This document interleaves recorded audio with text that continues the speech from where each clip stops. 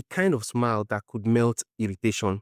Thank you, she said, taking her papers. You work here? Yes, ma. I work with the sound team. We were handling the seminar's microphone. Oh, she nodded, impressed. Good job. The sound was clear. He smiled again. Thank you, ma. I am Tobi. She hesitated before replying. I am Amara. Nice to meet you, ma. Oh, sorry, Amara. He corrected himself awkwardly. She laughed a small surprise laugh that she hadn't made in a very long time. Something about him felt fresh, unguarded, and kind. Over the next few weeks, their paths crossed again and again. Toby was assigned to handle technical work for two more of her corporate events. Each time, he greeted her with same warm smile and respectful tone. One day, during a lunch break, they ended up sitting at the same table. They talked about work, music, and life in Port Harcourt. Amara found herself laughing more than usual. He told stories about growing up in Ibadan, moving to Port Harcourt for opportunities, and his dream of starting his own media company one day. You are young and ambitious, she said, smiling. You will go far. He looked at her quietly for a moment and said, maybe, but success doesn't mean much if you can't share it with someone. The words hit her like a quiet echo of her own heart. She didn't respond, but that sentence stayed with her for days. Weeks turned into months, and Amara realized Toby had slowly become part of her daily life.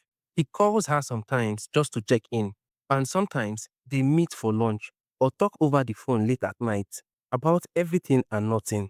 He was funny, thoughtful, and surprisingly mature for his age. He never made her feel old or out of place. In his presence, she didn't have to pretend to be strong. She could simply be herself around him.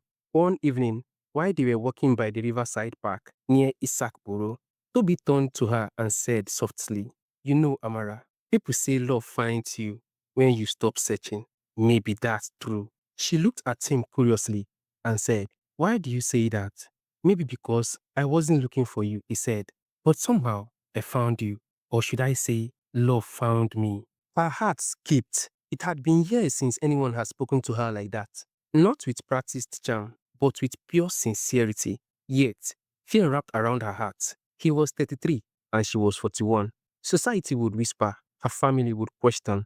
And what if he changes his mind later? Toby, I am older than you, she said quietly. 8 years older. I know, he replied. And I don't care. But people will. He smiled. People don't live our life, Amara. We do. For a moment, silence filled the air, the kind that speak louder than words. Then she took a slow breath and let her hand brush against his. He did not pull away. The connection felt real, fragile, and deeply human. That night, she couldn't sleep. Her mind replayed his words again and again. Love found me. Could it be that love had found her too? When Amara finally told her closest friend Ngozi about Toby, the reaction wasn't what she hoped. 41 and dating at 3 years old, Ngozi asked, eyes wide open. Amara, you are too smart to let your emotion blind you. He is young. He will definitely change. Amara smiled weakly. You don't know him like I do. I don't need to. I have seen this movie before. The words stung, but she stayed